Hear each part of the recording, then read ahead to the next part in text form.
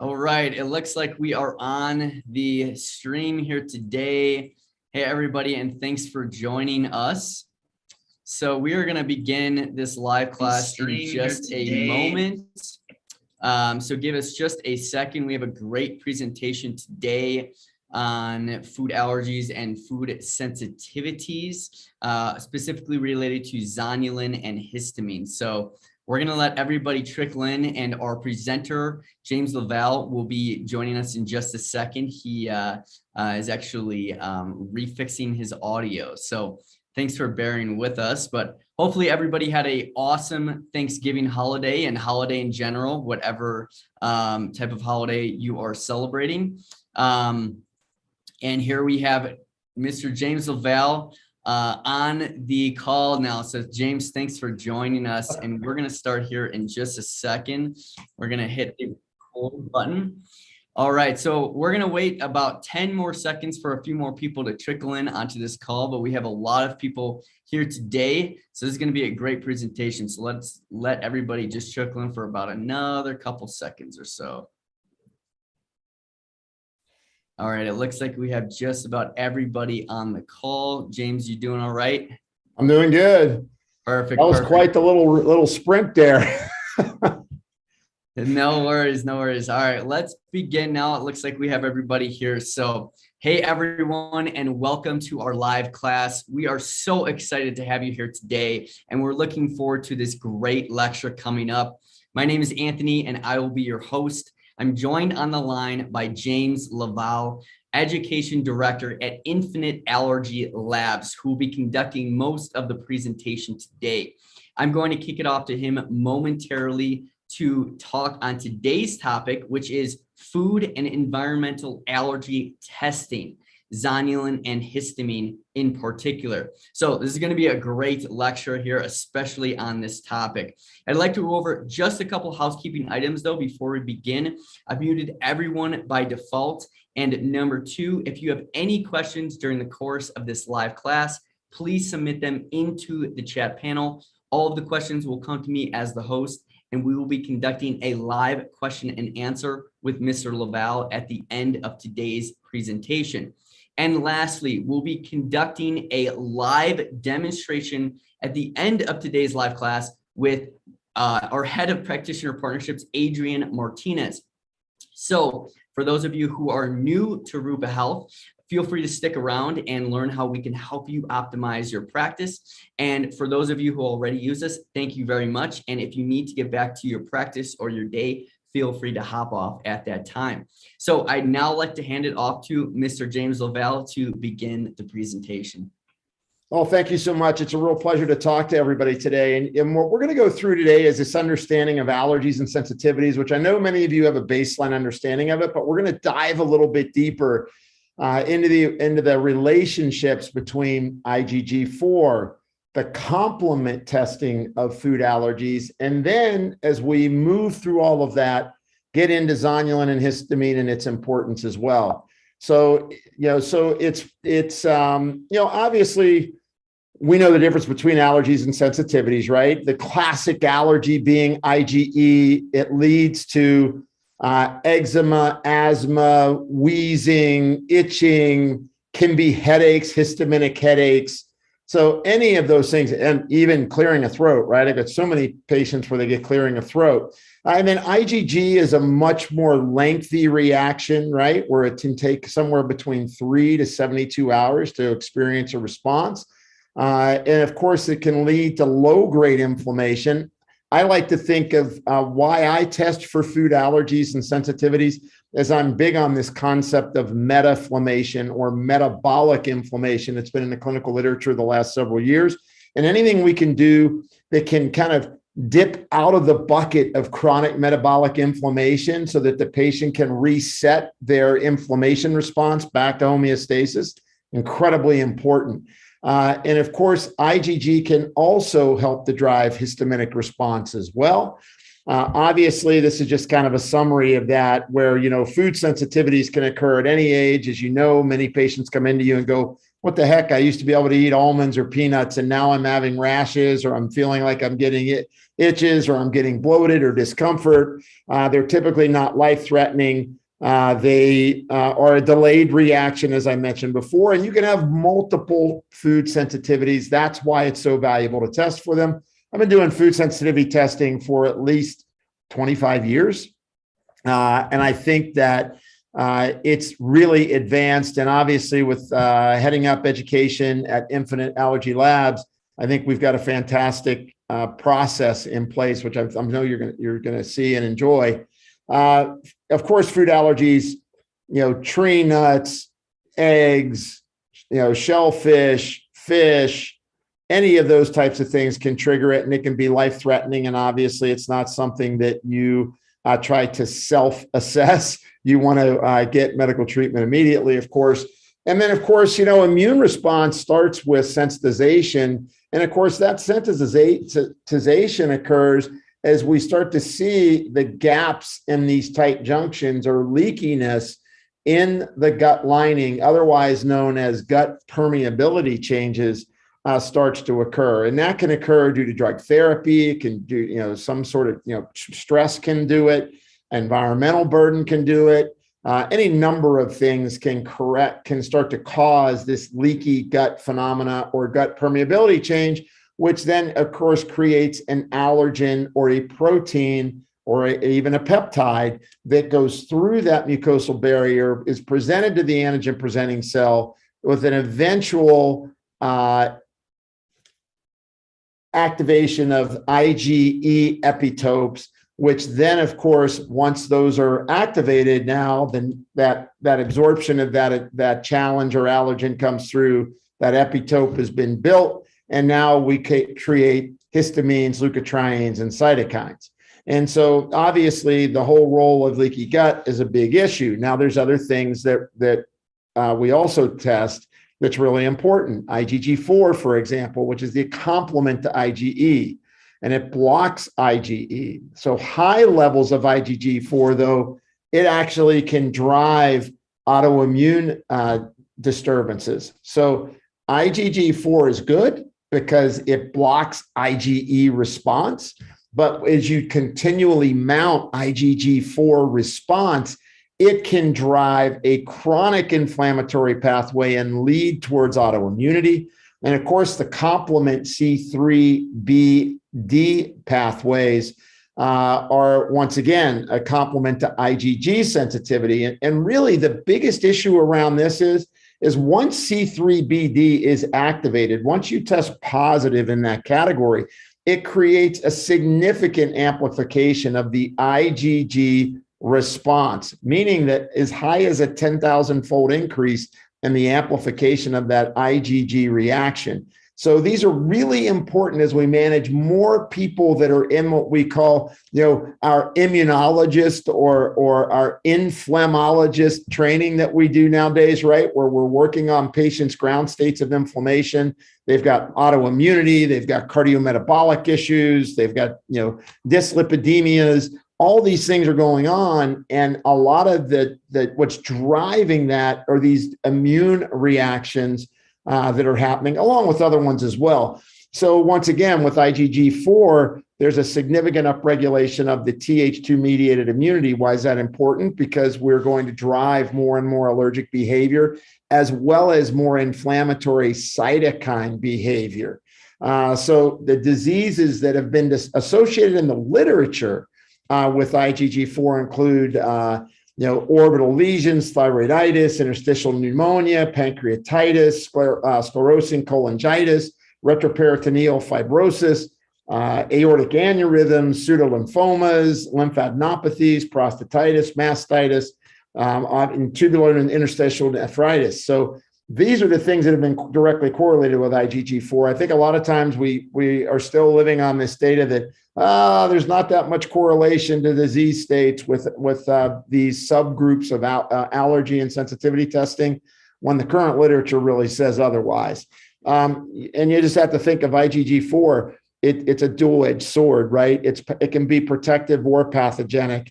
It is absolutely a beekeeper. Beekeepers in allergen immunotherapy have high IgG4 to protect them against anaphylaxis. So it's protecting the beekeeper.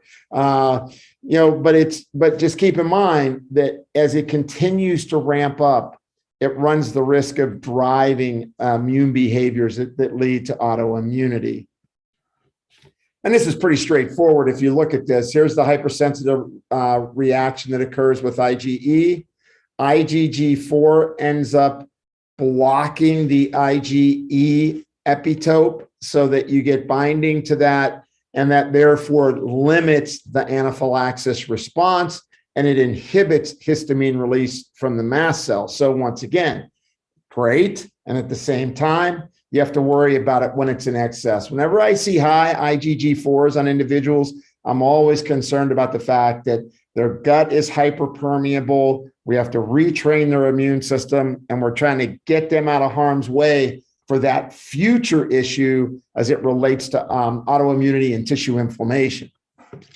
And, so measuring IgG4 allows you to rule out or confirm intolerances as a cause of symptoms.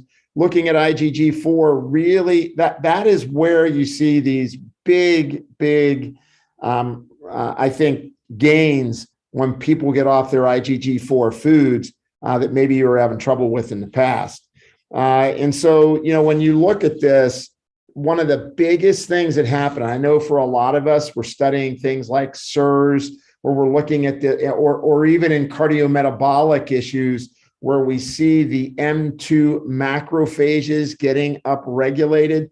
This is where the biggest problem is it relates to IgG4, is that it upregulates the M2 macrophages, which of course creates more inflammatory signaling of cells.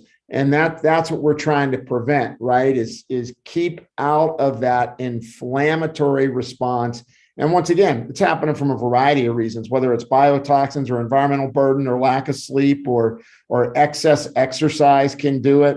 I've got a lot of folks in that situation as some of my population or professional athletes, or any number of other reasons, right? So there's a variety of reasons that can trigger this type of response.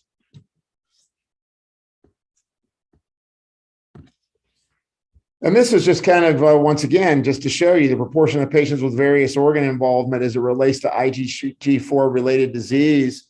I just kind of, put it in both directions here. So these are correlations that are clearly defined. So a lot of times you can do a lot of work on a patient, for example, to work on maybe they've got a pancreatitis or they're you're noticing their GFR is going down. There's a lot of mast cells in your kidneys that a lot of folks don't think of. If you don't identify the foods that are really triggering this high IgG4 response, you're missing one of the main things that can help you to turn that valve off that relates to those inflammatory cytokines and downstream inflammatory compounds, whether it's metabolomics like metalloproteinases, TGF beta 1, any of those types of downstream inflammatory compounds that start to get developed. This is interesting from the standpoint of this is for in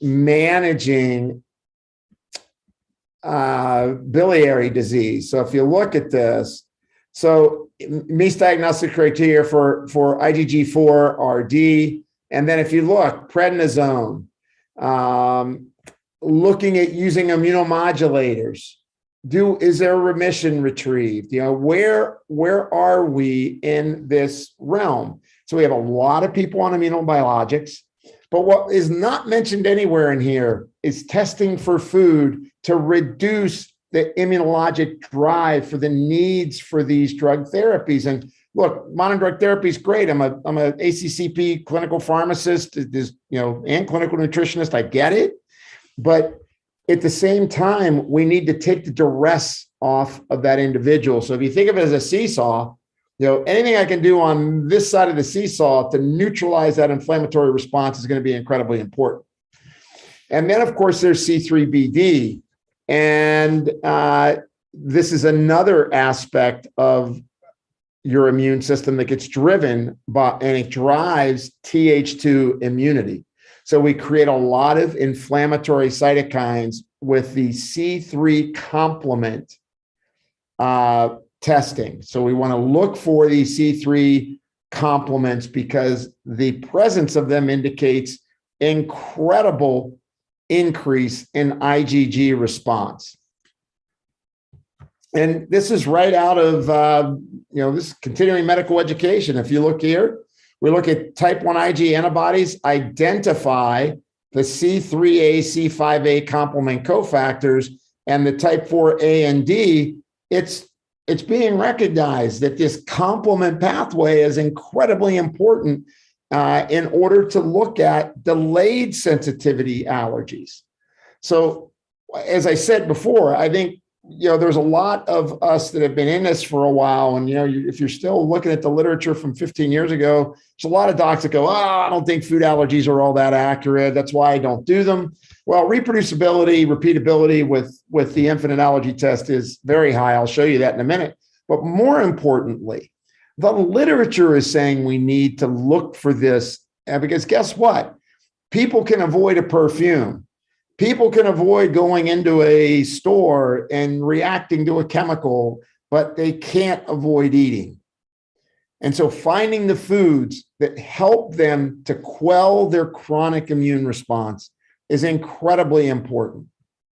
So, obviously, one of the biggest things now we're all talking about is altered microbiota. And it turns out that can occur, neonatally, right? So when we see mothers who are more allergic, and studies have been done where they gave probiotics and it reduced the risk of eosinophilic esophagitis and allergies and other immune-mediated issues at birth.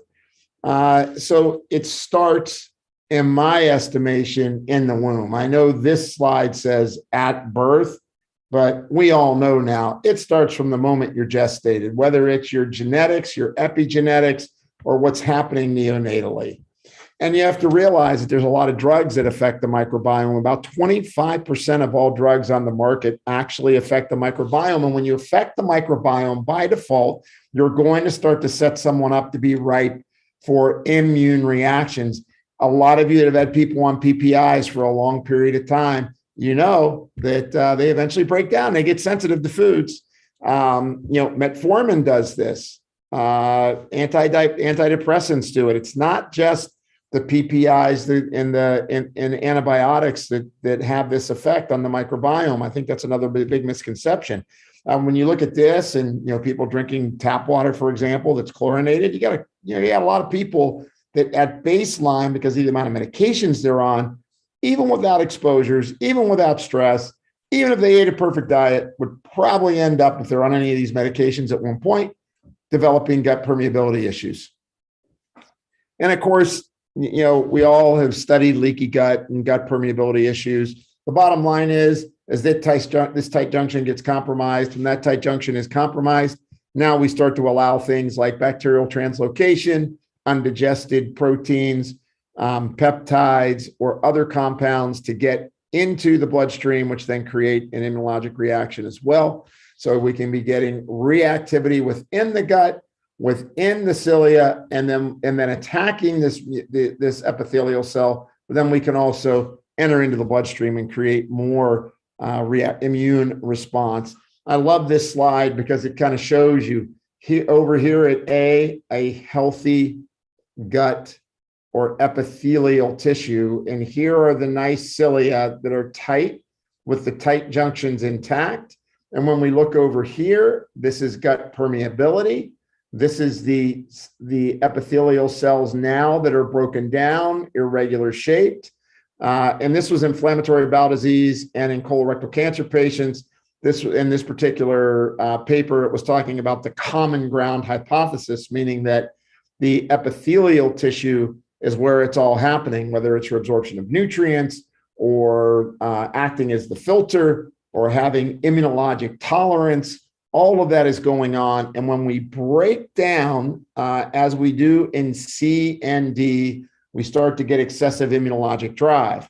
So, there's a lot of things that relate to it. Obviously, medication, stress, diet, alcohol, excessive training. I can't tell you. Think how many marathon runners end up with, runner's diarrhea or a reactive airway, right? It's because it's being driven by the fact that the HPA axis and the enteric nervous system and the chronic drive of that high cortisol is now starting to send signals to the gut to create a gut permeability change via interleukin-6, and then the upregulation of claudin-2. And claudin-2, of course, is what pulls those tight junctions away and upregulates zonulin, which we're going to talk about, which then creates the gapping.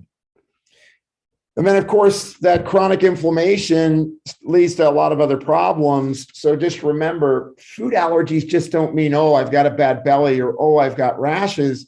When you have dysbiosis, as in here, a disruption of the tight junction, increased permeability, we get upregulation of TMA, right, trimethylamine, and then trimethylamine oxide.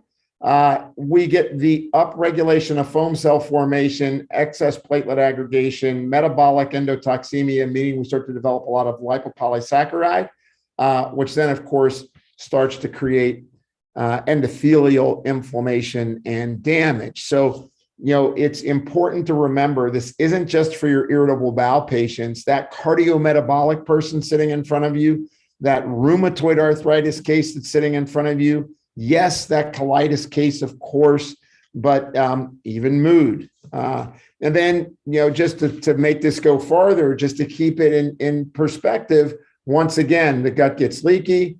We trigger with permeability, we trigger inflammation, that upregulation of Th2 mediated immunity in conjunction with this upregulation of lipopolysaccharide. It directly correlates to plaque burden, heart failure, liver congestion. So super important to keep that in mind. Whoop, I went past one. And remember, this is just kind of why it's important to test for food allergies and sensitivities. Here's the point. You can get food, get the food out from people, that they're sensitive to. But if they're chronically stressed, just quickly follow here. Stress upregulated in the hypothalamus has a direct effect on the HPA axis, leading to an increase in cortisol, which upregulates gut permeability, right? So there's a direct effect of cortisol on gut permeability. When you look at the HPA axis, though, there's also the upregulation of sending sympathetic tone through the spinal cord. So upregulating sympathetic output, which through the enteric nervous system triggers the enterochromaffin cells to upregulate corticotropin-releasing hormone.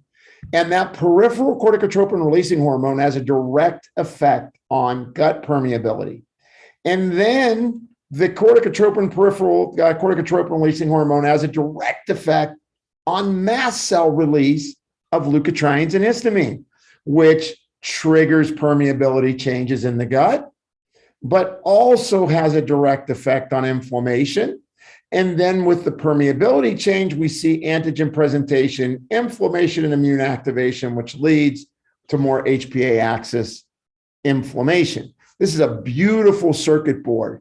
You should have this one. You ought to be able to draw this. I draw this for my patients all the time because it's so important to understand that this is a core concept in systems biology medicine and precision medicine, that the stress or that relationship between adrenal, thyroid, and pancreas, right? Your main energy production and how your body's working, and gut, immune, brain, they're interconnected. The gut-brain axis is interconnected. And this is the vehicle by which people start having food sensitivities.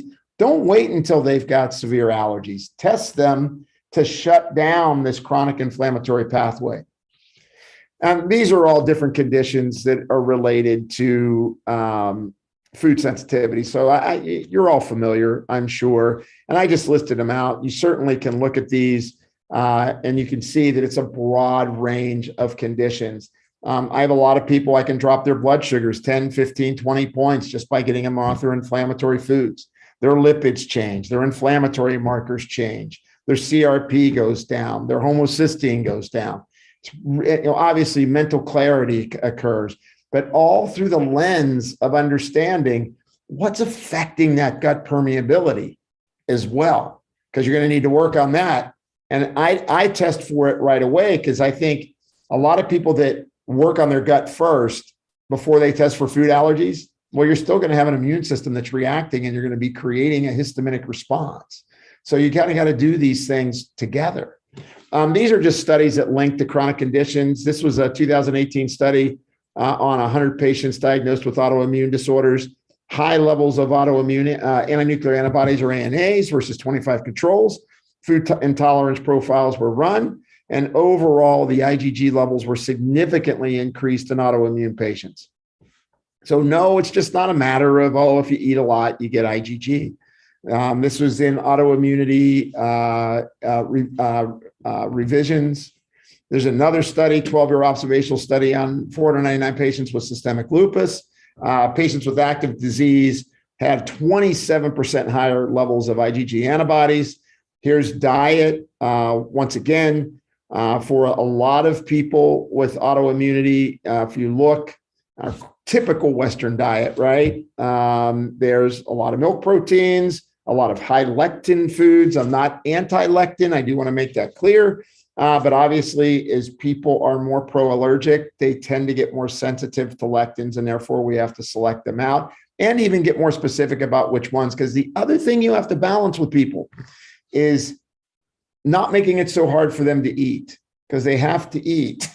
I keep saying the goal of this is not to continually refine what people do and restrict. The goal is to heal their gut and expand their ability to eat foods, right? Even though some may never be able to eat gluten or dairy for some particular reason. For me, dairy is my big nemesis, cow's dairy. It's, big nemesis, worked for years on my gut, got it under control. But at the same time, that dairy allergy just doesn't, still there to some extent. One thing down here, glyphosate treated wheat linked to celiac, obviously vitamin D and autoimmune risks, gluten and gut enteropathies. We've all read Fasano's work by now about the issue of both temporary gut permeability from ingesting gluten, as well as a more drastic response to gluten.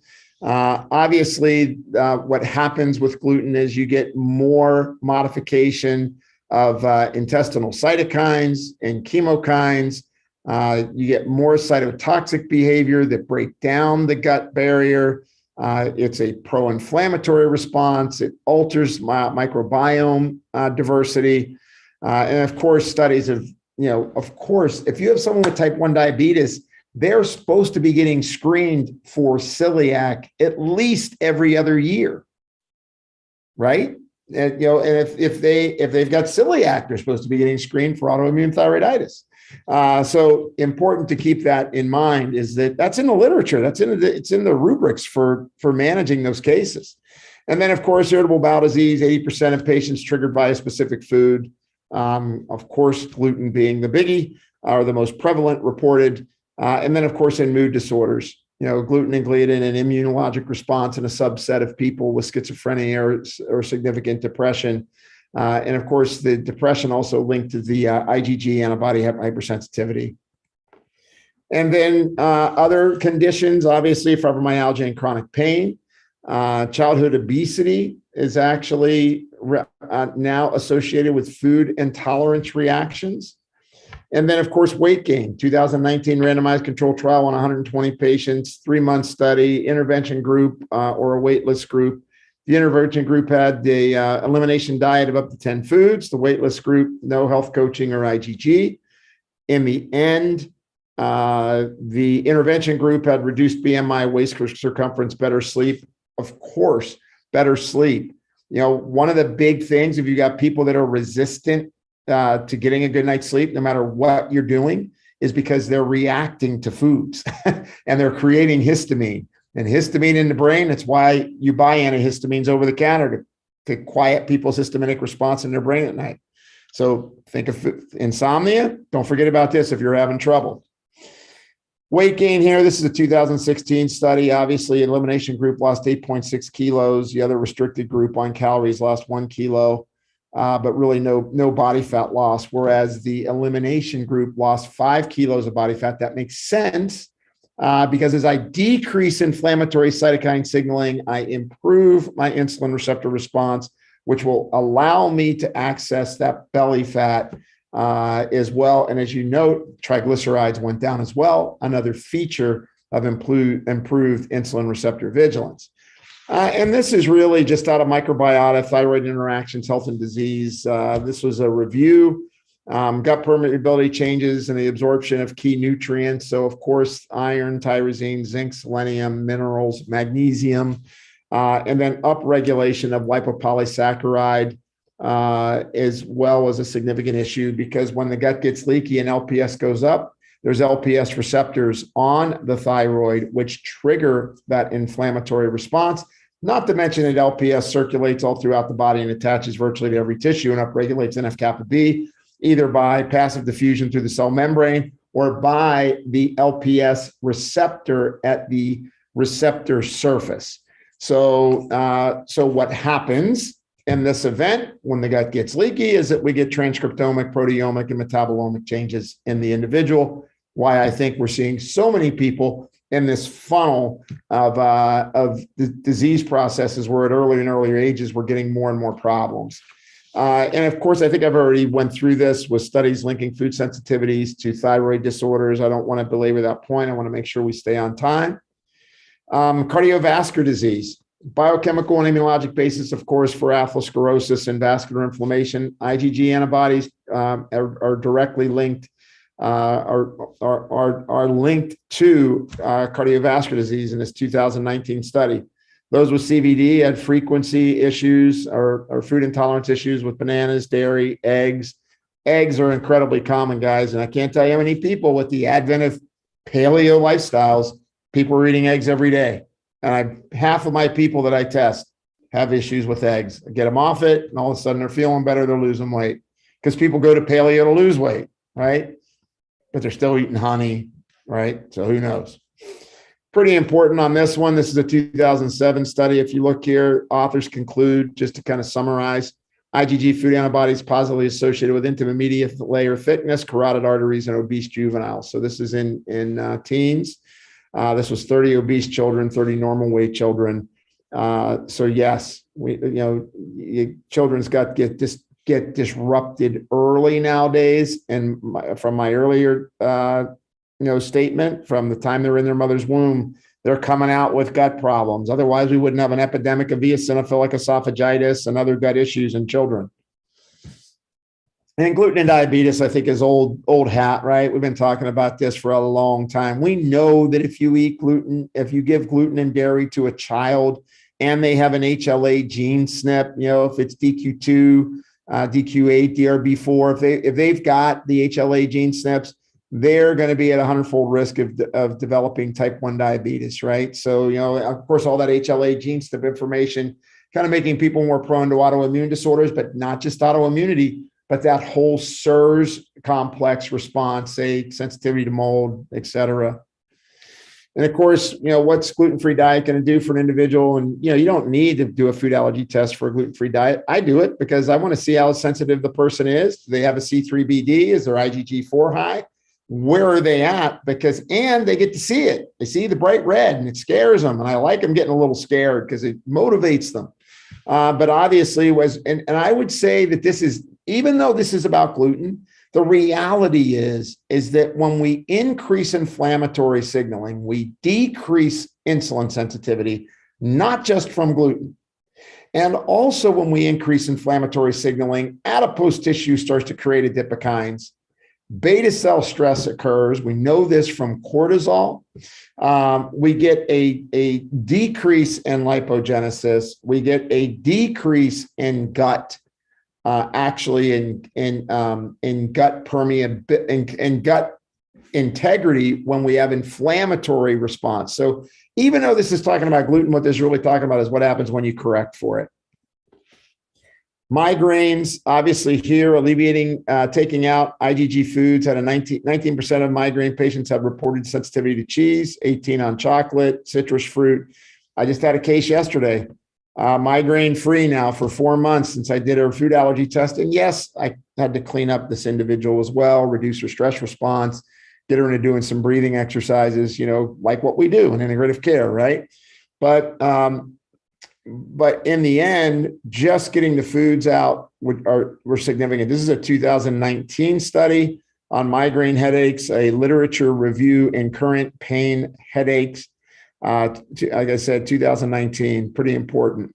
Fibromyalgia, I already kind of mentioned. And it's important to note that when people are in chronic pain, they're taking opioids, and opioids disrupt the microbiome. So they're trapped in this thing of needing pain meds, but if you don't help correct their gut, their pain progresses and their need for drug therapy progresses. So this is kind of the whole aspect of that. As the microbiome is disrupted, you get microglial activation from the brain, triggering neuroinflammation, which will then increase pain signaling. And of course, the gut microbiome in the enteric nervous system communication being important to that. And this is just that whole opioid piece that I just mentioned, that, with opioids, you get depletion of melatonin, DHEA, testosterone. It impairs gut epithelial integrity. Anybody that's on an opioid, that's taking opioids regularly for pain, needs to have their gut tested. It's that simple. You're going to have to repair that gut, and you should find out what foods they're intolerant to, because you're driving their inflammatory signaling that is exacerbating their need for that pain medication. Mental health issues, once again, there's disruption of the enteric nervous system crosstalk. And many times it's diet related, meaning that people that are eating high sat fat diets upregulate microglial activity. It's been shown. And the reason for that is it upregulates lipopolysaccharide over time, and it will increase their inflammatory process, just eating a lot of refined carbs and simple sugars. So important. And mental health patients have increased IgG reactions. 2018 study in nutrients, as well as 2016 in molecular psychiatry. This is more on mental health issues. We know that as the gut gets disrupted, specifically in individuals that maybe have a D2 allele1 gene SNP, their craving patterns are going to be triggered. So they end up craving, they want to love on that bag of tortilla chips at 4:00 when they get home from work. And it's important to reduce that allergic signaling that's triggering neuroinflammation and challenging their dopamine reward system, which leads them to hedonic behaviors of eating, drinking, etc. 15,800 patients versus 54,000 controls looked at food intake and diagnosed depressions. You see here, obviously food relates. Food allergy testing and diabetes. One of the biggest issues here, in depression, one of the biggest issues here, guys, is that we trigger histamine, we create more hyperpermeability of the blood-brain barrier. So these in these depressed patients, in over 80% of the depressed patients, they had prolonged food intolerances with elevated levels of serum histamine. Yeah, so it's a big deal. This is how a food test looks. You notice here there's 4 categories. You notice the C3BD being detected means that's a big bad one. You want to get people off of that immediately. And it goes through all the foods. I don't think I need to review each one of these foods. It's just important for you to see that the allergy test is really clear as to what foods are allergy, which ones are sensitivity, what is their level of sensitivity. And obviously, you can clearly figure out which ones people need to get rid of. The mixes that are tested for are listed on the test, so it's clear what foods are in the mix. And then, of course, this will tell you if it's a patient with less severe sensitivity, they get one list. If it's a patient with more severe symptoms, they are recommended to do the more restrictive list. So you get a least restricted list and a higher restricted list that is based on if you're working off of severity of symptoms of the individual.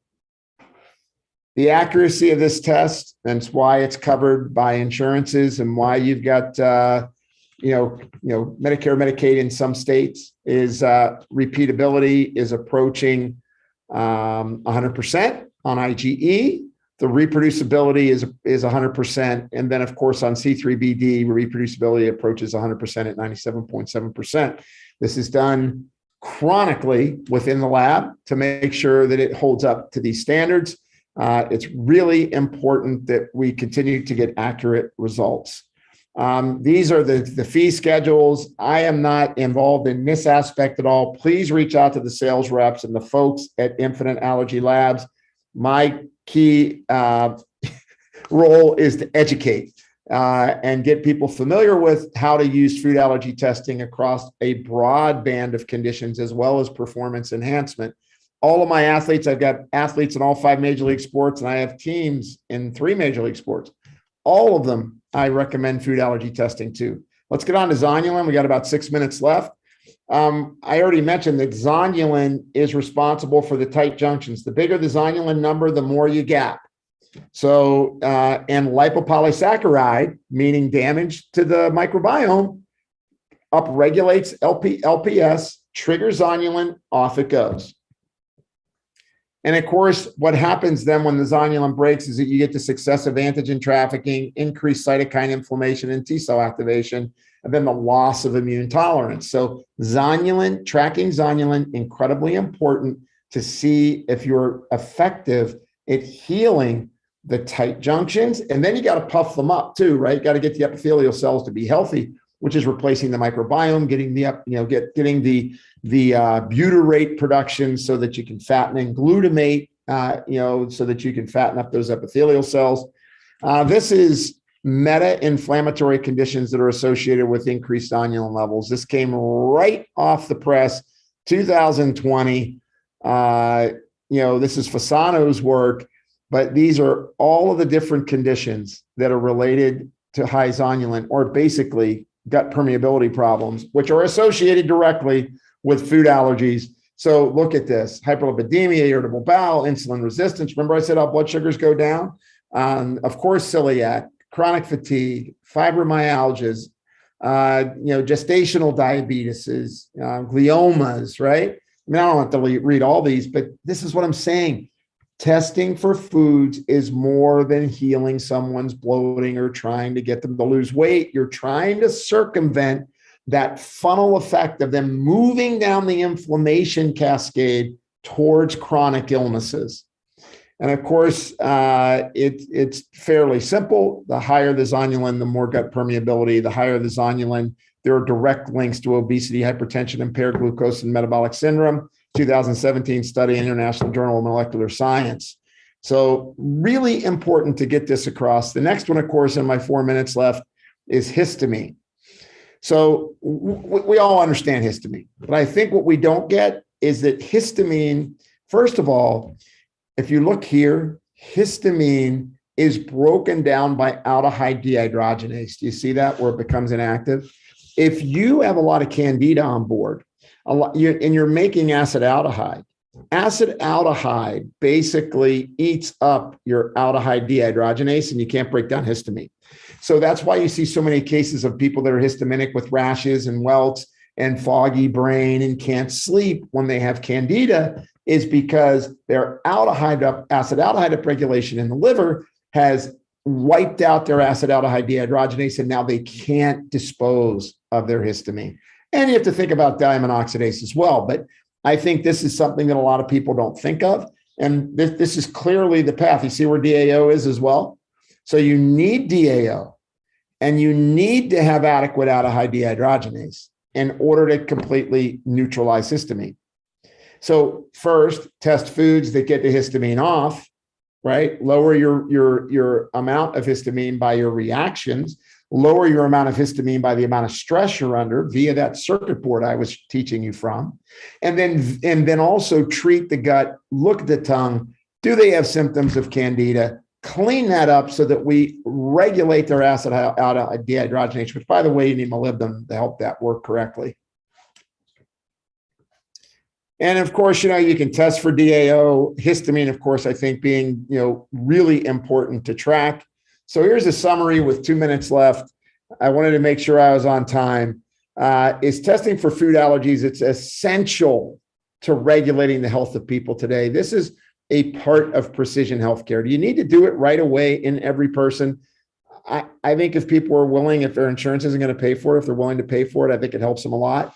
Certainly, if they have any autoimmune disorders, I go for it right away. If I do an advanced lipid profile and they've got a tremendous amount of dyslipidemia and advanced inflammatory lipid particles, including oxidized LDL, myeloperoxidase, those kind of things, yeah, go for it. And obviously, if their monocyte eosinophil and basophil percent is above, I'll even give you 9. I like it at 7, but I'll give it to you at 9. Once that MEB percent adds up and it's above 10, they're reacting. And look at their basophils. Basophils over 1 mean that you're increasing your IL-6 upregulation, right? And monocytes load under M2 activation. You get a lot of that. You get a lot of monocyte activation. So without determining what's lighting the match to the immune system, it does little good over time to just use dietary supplements and drug therapies. So really looking at, and when people are on drug therapies, 25% of the time, and the big drugs that everybody's on, by the way, are a lot of the drugs that disrupt the microbiome. That's why food allergy testing is so important. What's the summary? First of all, Infinite Allergy Labs has great reproducible results. It accepts commercial insurances, Medicare and Medicaid. It is, courtesy eligible pre-check. It's got measures, markers of immunity, inflammation, and allergy. So you can get histamine, you can get zonulin. It looks at candida reactivity, it looks at aspergillus reactivity. Turnaround time around 10 to 15 days, and they're working on getting that to be even lower. And then, of course, there's support from a great team headed by Elise Maroney of functional trained registered dietitians, along with lots of white papers and webinars that are online. So we've got lots of education resources for you as well. And I am finished. Anthony, we got done on time. Amazing, Jim. Thanks so much. That was really, really great, Jim. You gave us a lot of clinical insight and pearls today into food allergies, histamine, zonulin, and much more. So fantastic job. Thank you again. So we did receive a number of questions during the presentation though. So let's just jump right into the Q&A at this point in time. So Number one, if you're ready for it, is should I heal the gut before I run the food allergy or sensitivity test? I think that's a great question. I think it depends on the severity of the patient and what you're working on. But I'm a fan. If I've got someone who has significant gut symptoms, that means that they've got a lot of inflammation going on. So yes, I would test while you're working on healing the gut. Take the foods away that are triggering all that inflammatory response in the gut while you're trying to heal the gut. Otherwise, you're kind of battling one side against the other. Makes sense. Makes perfect sense. Absolutely.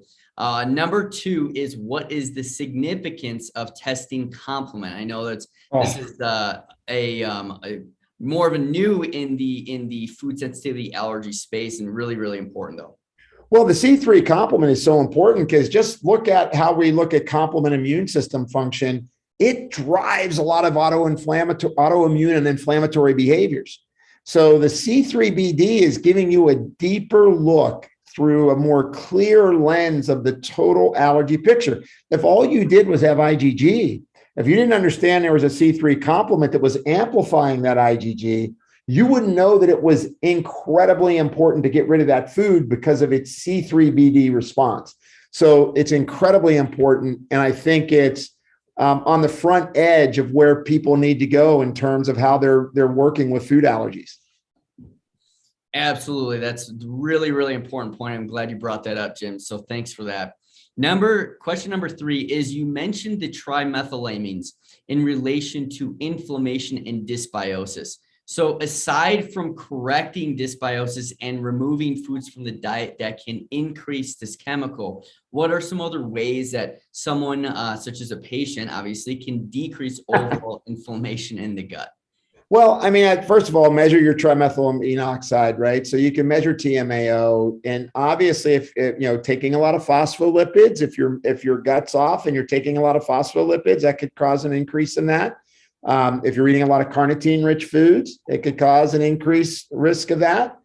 So first, get rid of those. I would say adding fibers, things, fiber can be really important as a source of that. Healing the gut's an important source of that. And typically, if you're correcting for gut permeability, increasing dietary fiber, reducing, high choline foods for the person that's sensitive. Look, we can't just say choline's bad because it happens to help your structural components of your cell membranes of your brain, right? So we have to be careful about those kind of statements, but it's really watching, do you have excessive choline intake, and at the same time, do you have gut permeability problems? So fiber, get the high choline foods out for a period of time, correct the gut, and that'll get the TMAO down. Makes perfect sense. Absolutely. It's that Goldilocks zone of everything is coming together, and that's where you get these problems. So 100%. Thanks, Jim. Question number 4 is, how long should my patient eliminate their positive food sensitivities or allergies? Yeah, well, I think once again, that's going to vary on the severity of the patient. I like to have people stay off foods for 4 months and then, retest. And then at the same time, if there's some foods that are in the yellow and they're just kind of barely over the limit at the beginning of the restriction, I'll let them bring one back one at a time, wait 3 days, and then track how they're doing. Obviously, if it's big, I'm a type 1 diabetic, I have another autoimmune disorder, you're not bringing back any foods like gluten. So, that's going to be away for good. But typically about 4 months, and then, gradual reintroductions as you think clinically. Makes sense. Okay. Thank you for answering that question. Question number 5. We have a couple more questions here that we have time for today. The first one is, you mentioned the LPS or lipopolysaccharide receptor sites on the thyroid gland. Is this part of the Hashimoto's disease process that you've seen? That is exactly it. And there are papers that are correlated to that.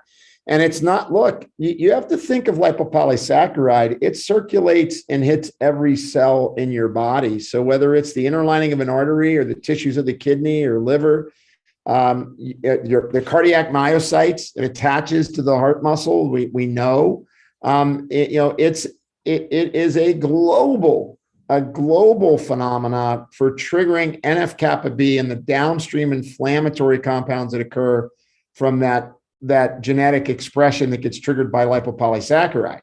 So yeah, it's a big problem. And yes, autoimmune thyroiditis and LPS directly correlated. Very interesting. Thank you for putting that together for everybody here on the call today. And last question, Jim, again, fantastic job today. You gave us just a really great presentation and insight and pearls for everybody. Last question is related to gluten. Can you discuss why gluten has become such an issue in the United States as compared to other countries in the world? Wow, that's a 30-second answer. No, that's a biggie. I mean, there's hybridization of grain, which is a big problem, right? So hybridization in U.S. grain is a big problem. The rampant use of antibiotics in the U.S. versus in other cultures is a problem. I don't know about environmental burden, because I think environmental burdens become a global phenomenon, but certainly probably if we look longitudinally across other cultures where it's cleaner. I think stress is a big input, so we're stressed out here in the US. We go to France, you work a 36-hour week and get a month off every year, right? I mean, their economy's failing, but people are, less prone to be, stressed out and therefore can tolerate their gluten better. Then I think there's this issue of, once again, drug therapy, where we take a lot of drugs in the US, and many of those drugs disrupt the microbiome. That's just a few of the issues. I mean, obviously, we've all heard of the patient that we work on that has to be gluten-free in the US. They go to Italy, they eat a pizza and 10 pounds of pasta, and they don't have a single problem. Heritage grain, not cross-hybridized, probably under less stress because I'm in Italy on vacation. So a lot of factors involved in that answer. 100%. No, totally agree. Thank you for that. It is a pretty in-depth, a big question to answer in a short period of time. But you did make some really great points there, and I agree the United States, we're the biggest consumer of pharmaceuticals. I think, with about probably 70% or so of all the pharmaceuticals consumed in the United States. So very important point. I'm glad you brought that up. So Jim, again, thank you so much for answering all these questions today. Such a great presentation. And I know we weren't able to get to everyone's questions. So if you have any others after the live class today, please reach out to us with further information.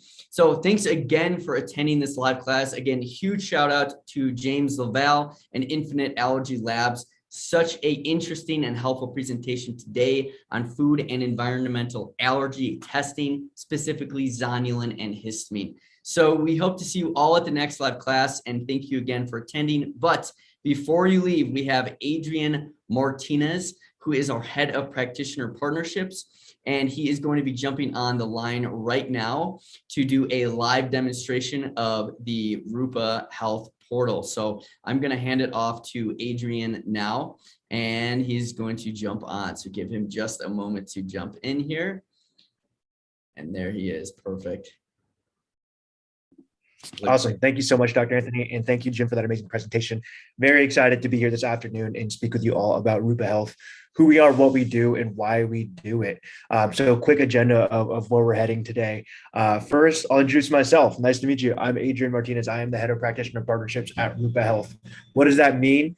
Well, essentially what my role is here at Rupa is I speak to practitioners and doctors on a daily basis to educate them about our platform and how and why it can be so beneficial to use and help make your practice more efficient and really take it to the next level.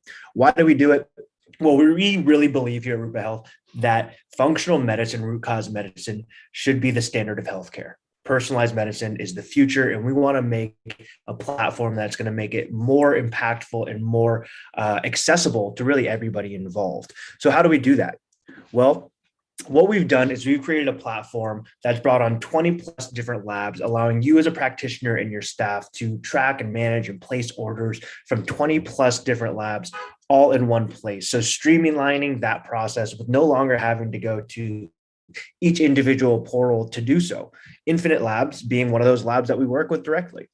The second and equally as important component to Rupa Health is the patient experience, right? With these functional lab tests, oftentimes there are a lot of pain points that can be associated with that, right? Everything from, just as I mentioned a moment ago, being and having to manage all of your different platforms, all your different logins, to all of the patient questions that are coming along with these tests, right? So who's coordinating phlebotomy with the patients? Who's hand-holding the patients through all the questions that they have as they're taking these oftentimes very uncomfortable tests, right? So with that, that's why we've created this platform to help save you and your team time that oftentimes is associated with taking these tests and give the patient a much more streamlined experience. So where are we headed today? I'm going to show you a few different key components to Rupa Health. First, I'm going to show you how you're going to be able to order from all these different labs in seconds, as well as track and manage all those orders in one place. From there, I'm going to show you what the patient will experience with Rupa Health and how we make things much more streamlined for you and your team. So with that, let's dive right in. So to start an order on Rupa Health, all I'm doing is up here on the top right where it says start an order. I just need to enter in 3 bits of information to start an order on Rupa. I need to know the patient's first name, their last name, and their email address. We collect everything else directly from the patients to make things more streamlined for you to create an order, but additionally to ensure the accuracy of the information that's being collected in case that patient's information changes, right? So what you're seeing now is the orders screen. The first sets of tests that you're seeing up here at the top, those are going to be bundles. So you can actually create custom bundles on Rupa Health. A custom bundle being a set of tests, a set of blood panels, and this can be a mix from any one of the labs that we work with. And with one click, all of those tests can be added into your cart immediately without having to search through the catalog of over 2,000 different tests that we offer here. Below that, you'll see your favorites tests. So your favorites tests being individual tests that you're commonly ordering. So you can put a heart next to those tests, and that way they'll appear at the very top for you. And again, you don't have to search through your entire catalog to see these tests that you're consistently adding. So if I want to add an order with the zonulin and histamine from Infinite Allergy, it's right there at the top. But additionally, let's say if I want to order a GI map with additional zonulin from Diagnostic Solutions, I have that right here at the top as well. And it's as simple as clicking one time and adding that into my cart. Below here, you have access to the entire catalog as well. So if I am looking for a specific test that may fall outside of my favorites or outside of one of the bundles that I've created, I can search for that specific test. I can run filters, by lab. I can run filters actually even by test type. If I'm looking for a blood spot compared to a full serum draw version of a test, I can run that filter to ensure that I'm getting the exact type of test that I'm looking to run. Once those tests are added into my cart, they'll appear over here on the right-hand side. I can even schedule tests. So let's say that I'm sending these tests to a patient and I want to retest 6 months down the line. We can automate that process for you. So again, just another feature that we have that's really leveraging technology that has come to be expected in 2021 and giving it to your fingertips, selecting what date I want to schedule that to, saving that to the schedule. So automatically we'll send these tests to your patient. Looking at the pricing, we offer lowest possible practitioner prices. So those same prices that you expect and you'll receive going directly to any one of the labs are going to be the same prices reflected in our catalog. We're not marking them up. We're not giving you the patient price. So as you can see, if I went directly to Diagnostic Solutions for the GI map in Zonulin, it's going to cost $423. At Rupa Health, it's $338. That's not only the price that you'll pay, but that's the price that your patients pay. The way that we generate our revenue is very simple. We charge a 7% processing and ordering fee on each order. Now that's paid for by whoever's paying for the tests, right? So what that means is you have a couple different options on how to pay for these tests here at Rupa. We can invoice your patient directly, so that way you never have to manage billing again and take another thing off your plate. Or you have the option of paying the tests and billing your patients outside of Rupa. So with those two options, either way, the 7% is going to stay there, but the patient experience will remain the same. We're still going to manage the entire patient experience from end to end. So it's going to default to having the patient invoice for the tests. But of course, as I mentioned a moment ago, you have the option of paying for the tests yourself. So you'll simply click that box, add in your payment information, and again, you'll be able to manage billing outside of Rupa Health directly with the patient. Now, one thing to really highlight here is we'll ship the kits directly to the patients with the requisition forms, with instructions on how to take the tests, how to fill the requisition forms. So what that means for you is no longer are you going to have to stock these kits in your office, right? We're going to save you the inventory. We'll ship them directly to the patients. You can add notes for the patient as well. So if the patient, for example, is taking a supplement regimen that you want them to continue to take, or if you just simply have specific instructions for your patients that you want to send to them directly, we have that opportunity here. You can even create a snippet being a template of instructions that you're consistently sending to patients. So you don't have to consistently, type over and over the same instructions. We can have a template saved in Rupa Health, so that way it's saved right there for you, and you don't have to retype the same thing over and over again. Notes for Rupa can really be anything, right? You just let us know if there's a specific instruction that you want us to follow, and we will go ahead and read that for you. And then ICD-10 codes. If your patient wants to submit an order to insurance after for reimbursement, you can add ICD-10 codes to Rupa Health. We actually have a full built-in catalog. So you don't have to know the ICD-10 code off the top of your head. You can simply know a keyword within that ICD-10 code, and it'll bring up a full list of ICD-10 codes that are associated with that keyword. But if nothing else, it's as simple as clicking send to patient. And that's how simple it is to place an order from 20 plus different labs from over 2,000 different tests within a matter of seconds here on Rupa Health. What I'm going to show you next is how we're tracking and managing all these orders. So if I go back to the dashboard, this is where I'm going to see all the orders that I've ever placed. I can search by specific patient. I can run filters by status. So we'll continually update the status of your orders as they come through. And they'll all appear right here down below. As you can see, this is the order that we just created. Once the order is in progress, you can actually click into any of your orders here and get an indication as to where that order currently stands. So here's an order for Tim Iverson. You'll see that it's 4 different tests from 3 different labs. I'm able to get an indication as to when the samples arrived at the lab, as well as when I should expect those results to come in. As those results come in, I can view them all right here within Rupa Health. So if I click into my results in here, here we go. I can download the results directly from Rupa. These are the same exact results that you would be receiving from the labs. You can send the results to the patients through Rupa Health. So we will never send the results to the patient without your consent. So definitely take note of that. And you can even schedule a clinical consult directly with the labs themselves. So should you need some additional help interpreting these results, you have the option of scheduling a clinical consult directly with Genova in this instance, right? And of course, you have access to that requisition. From there, you can mark that as reviewed once you've had the opportunity to review that with the patient to change the status of that order. And you can even order this again, similar to the scheduling feature, which I showed earlier. So that's how you place an order on Rupa Health. That's how you track and manage the results on Rupa Health. But what does the patient see? Well, let's check it out. So here is the patient experience, and here's a timeline of that. So as soon as you place that order from the patient, they'll get a notification from us. We'll reach out to them via email. You even have the option of actually adding their phone number in so they can get text notifications.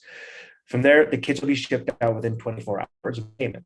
So one thing to highlight as well here is that we differ from some labs in that we will not send the kits out until we've received payment for those kits. Once the payment's received, we'll ship the kits out within 24 hours. From there, we'll send over FAQs and instructions for each of the tests that have been ordered from them. We'll check in with the patient, so we'll automate follow-ups. Again, another way that we're leveraging technology to not only make the patient experience better, but also improve those compliance rates, right? That's something that's so important because, of course, if the patient's not complying with the test that you're sending over to them, they're not going to complete it. And ultimately, that's going to lead to a poor patient experience and overall end result for you and your practice. And then, of course, you are notified as the results come in. So what do those communications look like? Well, this is an example that you can see on the screen here of what it looks like should we be the ones invoicing the patient directly. Hi, Joshua. Dr. Jordan has ordered these tests for you. We will introduce who we are, but we'll also highlight the different payment options that we accept. So really take note here because oftentimes these tests are very expensive, and they also tend to be cash pay. Through Rupa Health, not only can we do cash and credit, but we can also do HSA, we can do FSA, and we can also set up a 3-month interest-free payment plan with the patients.